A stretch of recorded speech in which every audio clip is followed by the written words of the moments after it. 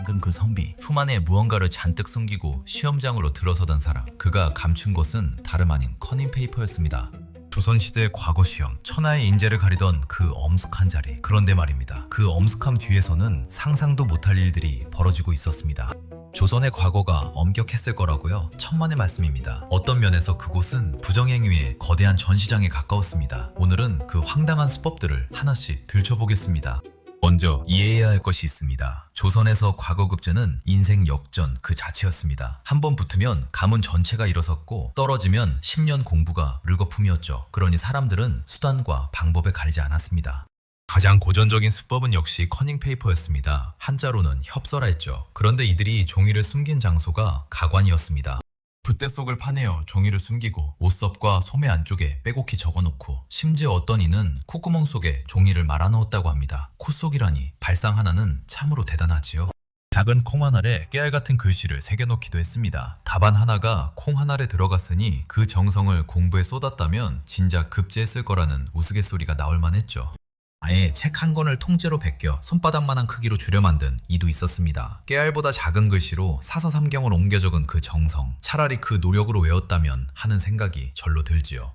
그런데 커닝페이퍼는 그나마 양반인 축에 속했습니다. 한 단계 더 나아가면 아예 다른 사람이 시험을 대신 쳐주는 일이 벌어졌으니까요. 대리시험, 한자로는 차술이라 했습니다.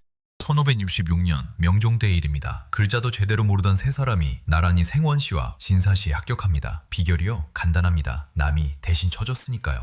이런 대리시험이 흔해지자 놀라운 일이 벌어집니다. 부정행위가 하나의 전문 직업이 된 겁니다. 그것도 철저히 분업화된 형태로 말이죠. 답안의 내용을 전문으로 지어주는 사람을 거벽이라 했고, 그 답안을 멋들어진 글씨로 대신 써주는 사람을 사수라 했습니다. 한 사람은 머리를, 한 사람은 손을 빌려준 셈이죠. 커닝에도 어엿한 분업이 있었던 겁니다. 여기서 끝이 아닙니다. 시험장에서 좋은 자리를 차지하는 것도 실력이었습니다. 시험 문제가 걸리는 현재판 가까운 자리, 그 명당을 두고 그야말로 몸싸움이 벌어졌으니까요.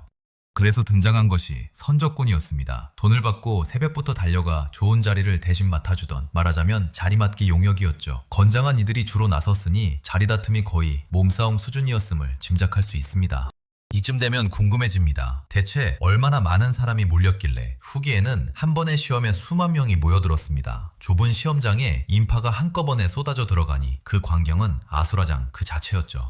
오죽하면 이런 일도 있었습니다. 학자 박지원은 과거에 급제한 지인에게 축하 편지를 보내며 이렇게 적었습니다. 만에 하나의 영광을 축하할 마음은 없네. 다만 열의 아홉은 저승 문턱까지 갔다 온다는 그 위험한 시험장에 다시 들어가지 않아도 된 것, 그것만은 진심으로 축하하네.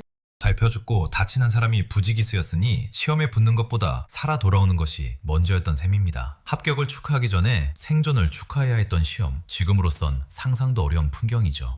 자, 이 모든 것은 개인이 저지른 잔재주에 불과했습니다. 진짜 심각한 부정은 따로 있었습니다. 바로 시험 문제 자체가 새어나가는 경우였죠. 한자로는 혁재라 했습니다. 시험관과 응시자가 미리 짜고 문제를 빼돌리는 겁니다. 이미 답을 알고 들어가니 시험은 그저 형식일 뿐이었죠. 합격한 답안지에 슬쩍 자기 이름을 바꿔붙이거나 아예 남의 답안지와 통째로 맞바꾸는 일까지 있었습니다.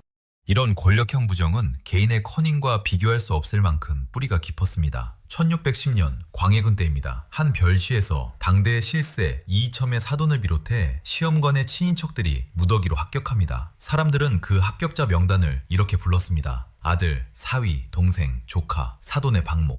합격자가 죄다 시험관의 친척이니 백성들이 붙인 그 별명에는 비아냥이 가득했습니다. 실력이 아니라 핏줄로 붙는 시험, 그것이 조선 후기 과거에 민낯이기도 했습니다. 물론 나라가 선을 놓고 있었던 것은 아닙니다. 부정을 막기 위한 장치도 만들었죠. 그중 하나가 역서였습니다. 답안지의 글씨만 봐도 누구 것인지 알아보는 것을 막기 위해 서리가 응시자의 답안을 붉은 글씨로 똑같이 옮겨 적었습니다. 안경 시험 때는 시험관과 응시자 사이에 장막까지 쳤습니다. 얼굴을 보고 편의를 봐주지 못하게 한 것이죠. 그런데 정작 웃지 못할 일은 다른 데서 터졌습니다. 한 번은 시험 문제 자체가 잘못 출제되는 일이 있었습니다. 그것을 바로잡으려 다시 낸 문제가 또 틀렸습니다. 결국 출제를 맡은 관리가 그대로 파면되고 말았죠. 응시자를 시험하기 전에 시험관부터 시험에 들었던 셈입니다. 이렇듯 막으면 막을수록 수법은 더 교묘해졌습니다. 장막을 치면 신호를 주고받았고 글씨를 옮겨 적으면 미리 답을 정해두었죠. 쫓기는 술래잡기가 끝없이 이어진 셈입니다.